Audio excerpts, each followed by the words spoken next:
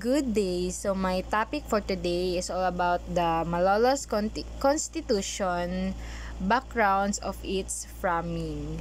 So this is chapter 4. The path to total independence was not that smooth for the Filipinos. On August 18, 1898, the Spaniards surrendered after a mock battle, which was agreed upon between the Americans through Admiral George Dewey and the Major General Wesley Merritt, and the Spaniards through General Fermin Chaudens, arranged by a Belgian consul Edward Andre. The American closed the gates of the city of the Philippines.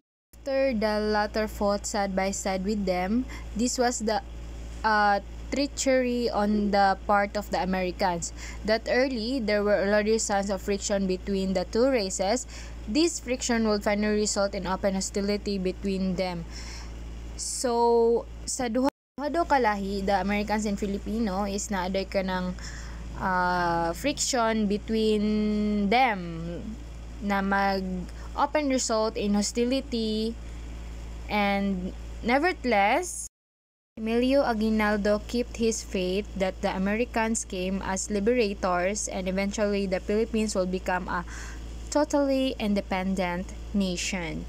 So, Emilio Aguinaldo nag-keep jud niya yung faith to the American liberation. So that eventually daw na ang Philippines kay mahimo daw og totally independent nation.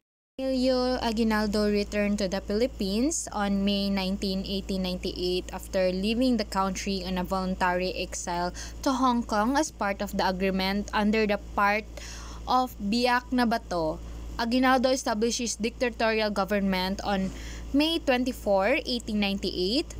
Aguinaldo established his dictatorial government on that day and year.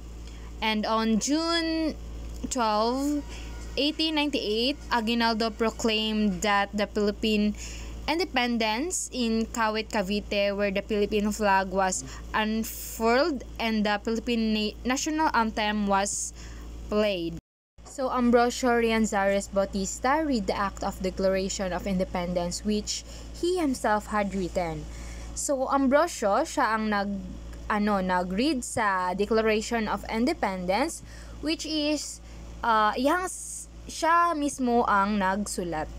So 11 days after the proclamation of the Philippine independence in Kawit, Cavite, Emilio Aguinaldo, upon the advice of Apolinario Mabini, who had become his advisor, issued a decree changing the dictatorial government to revolutionary government. The dictatorial government existed only for 30 days. The message read by Aguinaldo justifying the need of a revolutionary government. He said that it was restored to only after having exhausted all peaceful means dedicated by reasons and experience. So sinabi niya na ito ay ginawa lamang pagkatapos na maubos ang lahat ng mapayapang paraan na idinik nang upang sa konstitusyon ng Espanya ng isang revolusyonaryong pamahalaan na bilang paghahanda sa pagtatag ng isang tunay na republika. So, yan ang message ni Aguinaldo na kanyang binasa. So, this is the message of Aguinaldo on June 23, 1898, changing the dictatorial government to revolutionary government. So, yan ang kanyang mensahe.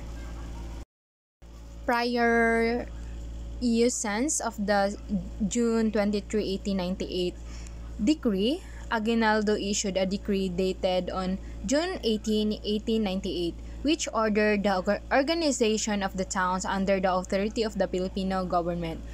This decree provided for the election of the representatives to a Republican Assembly which would constitute the lawmaking body of the Philippines, or the Malolos Congress.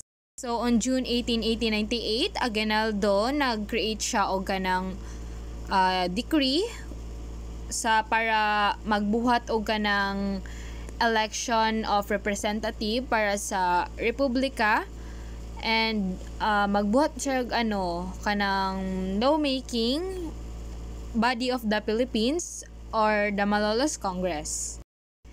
The Malolos Congress was inaugurated at the Barausian Church on September 15, 1898.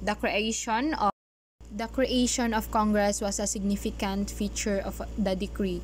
The delegates to Congress were to be elected in case of provinces that hadn't been pacified or liberated from the Spaniards, delegate will be appointed. So, ang paggawa ng Congress ay mahalaga at ang mga delegadong Congress ay halal at kung sakaling ang mga lalawigang hindi pa napapatahimik or napapalaya mula sa mga Espanyol ay ang mga delegado will be appointed. The decree had additional clauses which provided the establishment of a revolutionary committee abroad composed of persons most competent in the Philippine archipelago. So, divided into 3 branches, the diplomacy, the navy, and the army. This is the Aguinaldo address during the opening of Malolos Congress. The revolutionary government had well-balanced executive and legislative departments because this is what Apolinario Mabini wanted. Because he believed that the primacy of the executive in the period of storm and stress and the safeguard the executive becoming too powerful that it could be abused its power and had a legislative arm independent of the executive which could punish a cabinet member. So ni Apolinario Mabini na dapat daw ma-well-balance ang executive and legislative departments so that na walay mag-abuse its power. The Malolos Congress had Ambrosio Rianzares Bautista as its temporary president, and an election was done in the afternoon of that day and elected officers of the legislative body. Pedro A. Paterno was elected president, Benito Ligarda, Vice President, Gregorio Araneta, First Secretary, and Pablo Ocampo, Second Secretary. So, after sa giingon ni Apolinario Mabini na need daw na magbuhat og kanang Congress and og kanang dapat mabalance ang kanang executive legislative government. So, mauto sila ang kanang mga na-elect na mga officer. This is the Pedro Paterno's address to Congress after his election as president of the legislative body. The ratification of the Act of the Declaration of Independence was the first significant act of the Malolos Congress, and it was done on September 29, 1898, and Aguinaldo again graced the legislative body with his presence. And he said that the Philippines is for the Filipinos, that they could now remain in peace, for we are one in mind, and nobody desires annexations and autonomy. This is an excerpt of Aguinaldo address of the legislative body. And the main point of this topic is the Constitution places limitations on unsupervised freedom of action by the chief executive, which would have hampered rapid decision making, and should be viewed in relation to its background: centuries of Spanish rule over the Philippines, insurrections first against the authority of Spain in its oppressive government, and later against the assumption of sovereignty by the United States, and gradually increasing sense. So that's it. Thank you.